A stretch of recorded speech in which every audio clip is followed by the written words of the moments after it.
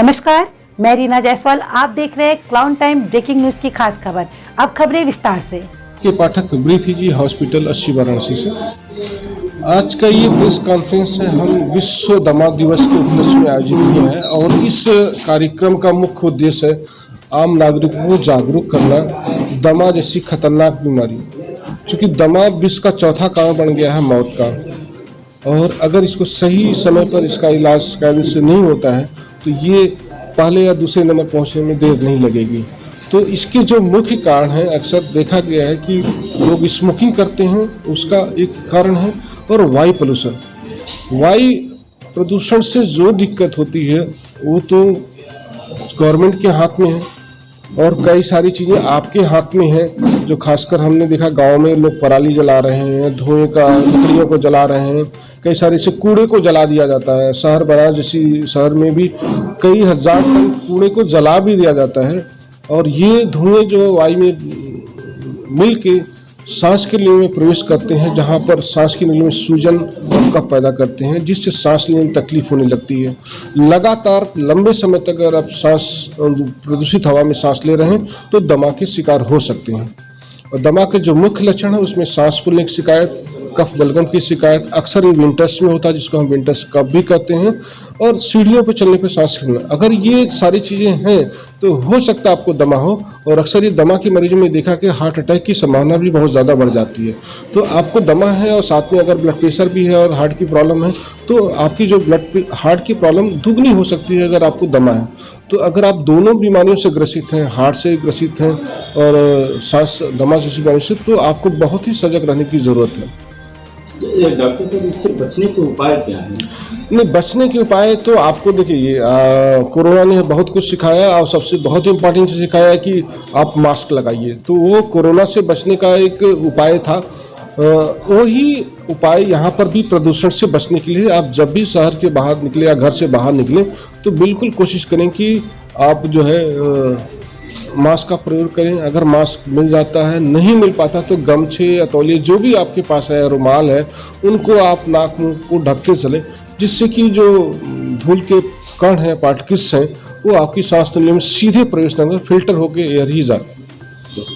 Sir, इस ठंड के मौसम में जो ओल्ड एज के लोग हैं और यंग एज के लोग हैं, उन्हें आप क्या सजेशन करेंगे सर? देखिए, ओल्ड एज के लिए मैं सजेशन दूंगा कि अगर आप स्मोकिंग, अक्सर देखा कि लोग स्मोकिंग करते हैं, वो धूमपान करें तो सिगरेट, बीड़ी, हुक्का कुछ भी ले रहे हैं तो बिल्कुल सेवन बंद कर दें। यंग एज में भी यही रूल फॉलो होता है कि अगर इस तरह का कोई सेवन कर रहे हैं नशे का, धुएं जैसा, तो वो बिल्कुल बंद कर दें। दूसरी चीज़ है कि अगर आपको कहीं ऐसी प्रदूषित जगह पर जाना है जहाँ पर आपका जाना जरूरी है तो वहाँ पर मास्क, तौलिए का या रुमाल का सेवन करके प्रवेश करें।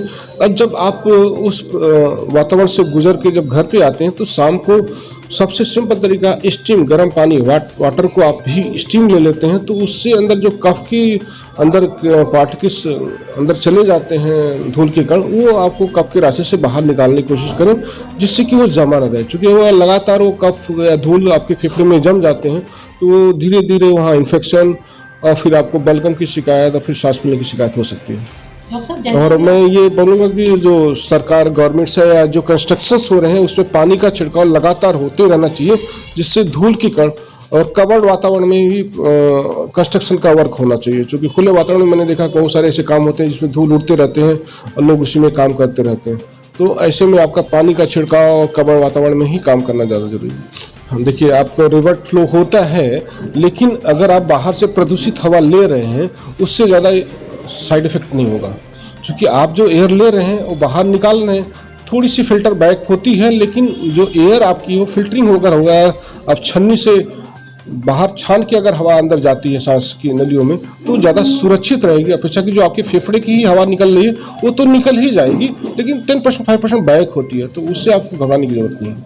आपको मास्क का सेवन करते हैं। हाँ, मास्क का ये ध्यान रखना है कि डिस्पोजेबल मास्क अगर यूज़ कर रहे हैं तो वो बेहतर है, नहीं तो अगर आप रुमाल या तौलिए का सेवन करें जिसको आप फेंक नहीं सकते, तो उसको साफ सफाई पर ध्यान रखना जरूरी है, जिसके अंदर धूल के पार्टिकल अगर सट गए हैं तो वो पूरा साफ सुथरा है। और 2-4 रुमाल अपने पास रखें, जैसे एक यूज़ किया एक दिन तो दूसरे दिन दूसरा, सेम रुमाल, सेम मास्क को लगातार यूज करना खतरनाक हो सकता है। आप इसमें फिंगर डाल सकते हैं जो नॉर्मल सांस की नली, एक सिंपल सैंपल है एक तरह से, तो ये अटैक की स्थिति होती है जिसमें पेशेंट का दम घुटने लगता है। तो दम घुटने लगने का मतलब कि आपकी सांस की नली पूरी तरह से जकड़ गई है, इसके अंदर कफ बलगम की शिकायत अंदर आके फंस जाती है और पेशेंट को सांस नहीं, क्योंकि दमा में अक्सर बलगम ही बनता रहता है, वो कफ जाके अंदर सांस की नलियों में जाके जाम हो जाता है। क्योंकि एज फैक्टर, स्मोकिंग के कारण, पॉल्यूशन के कारण उनको सांस की नलियों की सफाई नहीं होती।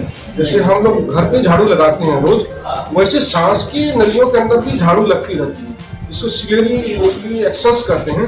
जब ज्यादा पोल्यूशन होता है तो उनका एक्शन धीरे धीरे खत्म होने लगता है और कफ हमेशा लंग्स में सिक्रीशन होते रहते हैं लेकिन क्लियरेंस नहीं हो पाती।